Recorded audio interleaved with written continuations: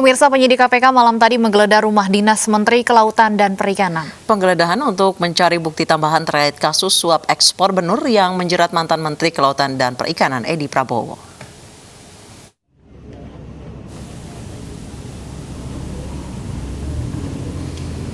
Penyidik KPK Rabu malam menyambangi rumah jabatan Menteri Kelautan dan Perikanan Kompleks Widya Chandra nomor 26 Kuningan, Jakarta. Mereka menggeledah untuk mencari bukti tambahan terkait kasus suap ekspor benur yang menjerat mantan Menteri Kelautan dan Perikanan Edi Prabowo. Penggeledahan dilakukan secara tertutup. Berdasarkan informasi yang kami terima, malam ini tim penyidik KPK masih melakukan kegiatan penggeledahan di rumah jabatan Menteri Kelautan dan Perikanan. Kegiatan ini tentu dalam rangka mengumpulkan bukti-bukti terkait dengan perkara atas nama tersangka EP dan kawan-kawan. Tentu perkembangan dari kegiatan ini akan kami informasikan lebih lanjut. Setelah sempat kesulitan mendatangi kediaman Rizik Syihab, penyidik Polda Metro Jaya akhirnya berhasil melayangkan surat pemanggilan kedua. Sedianya Rizik Syihab dijadwalkan untuk diperiksa Senin pekan depan.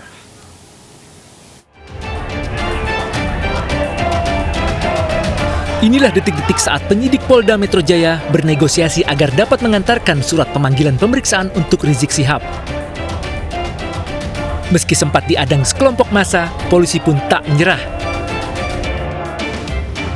Dalam percobaan berikutnya, Wadir Krimum Polda Metro Jaya, AKBP Jen Calvin Simanjuntak, bersama penyidik menuju kediaman Rizik Syihab di Petamburan sore kemarin. Sesuai negosiasi, hanya 2 orang yang diperkenankan masuk dan menyerahkan surat pemanggilan untuk Rizik Syihab.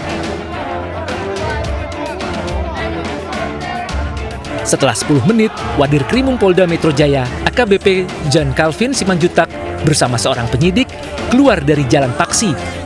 Mereka telah memberikan surat pemanggilan untuk pimpinan FPI.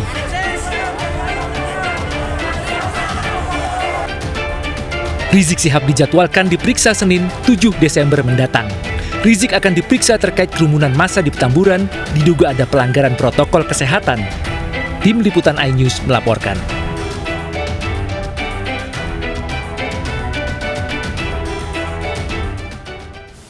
Pemirsa, polisi menangkap Mahir At-Tuwailibi di kediamannya di Bogor, Jawa Barat. Pria bernama asli Sony Eranata itu ditetapkan sebagai tersangka dalam kasus ujaran kebencian.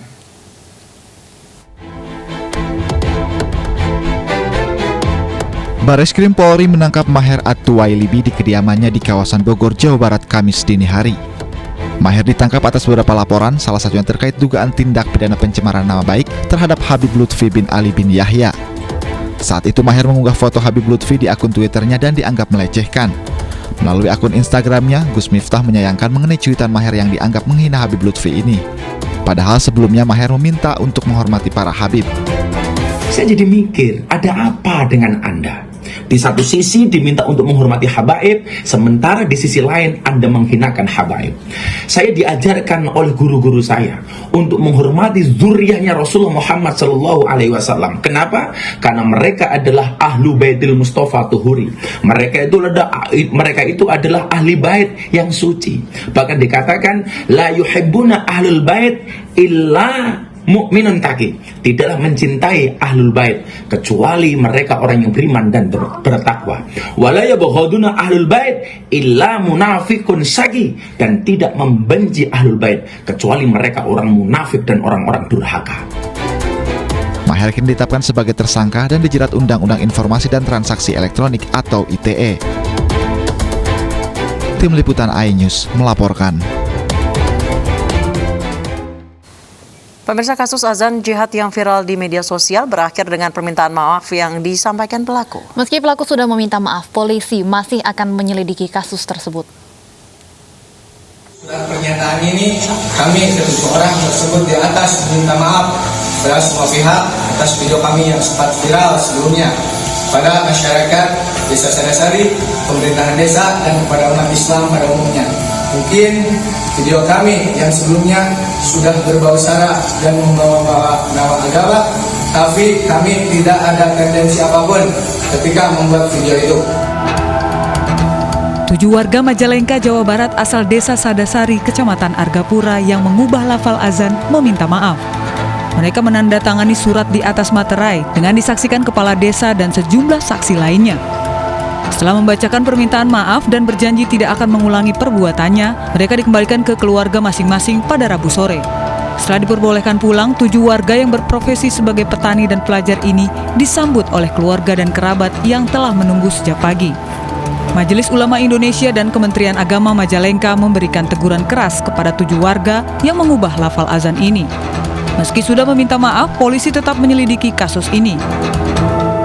Dari yang kita lakukan pemeriksaan, ya, itu menyampaikan permohonan maaf, ya, dan sudah kita dengar bersama permohonan maaf, ya, dari yang kita lakukan klarifikasi, dan kita rasa klarifikasi sudah cukup. Asyhadu anna Muhammadar Rasulullah. Hayya 'alal jihad. Hayya 'alal jihad. Hayya 'alal jihad. Sebelumnya jagat maya dihebohkan dengan viralnya video azan yang diubah lafalnya. Seharusnya lafaz azan dikumandangkan untuk memberikan tanda waktu sholat di masjid, namun diubah oleh beberapa orang dengan ajakan berjihad. Diduga video lafaz azan yang diubah terjadi di beberapa tempat seperti Petamburan, Jakarta, dan Jawa Barat. Polisi serta ulama mengimbau warga agar tidak terprovokasi dengan beredarnya video viral ini dengan menjaga keamanan dan ketertiban. Dari Majalengka, Jawa Barat, Muhammad Zeni Johadi, iNews melaporkan. Ketua Majelis Ulama Indonesia Holil Nafis menegaskan bahwa mengubah lafaz azan adalah haram. MUI mengimbau agar publik tidak terprovokasi atas kasus tersebut. Atau teksnya dari Rasulullah Shallallahu Alaihi Wasallam saat memerintah kepada Bilal bin Rabah untuk azan. Dan kita karena memang ini tauqifi pelajaran dari Rasulullah, kita tidak boleh menambah, kita tidak boleh mengurangi, kecuali memang yang sudah diajarkan oleh Rasulullah SAW kepada kita semua. Oleh karena itu, kita menambahin dan mengurangin itu menjadi haram. Kenapa? Karena itu ibadah. Ibadah itu wilayahnya adalah tauqifi, ada ngikutin Nabi, bukan ijtihadi. Ketika kita bikin sendiri, maka disitulah menjadi dosa. Haram itu artinya kalau dilaksanakan dosa, kalau ditinggal karena taat dapat pahala.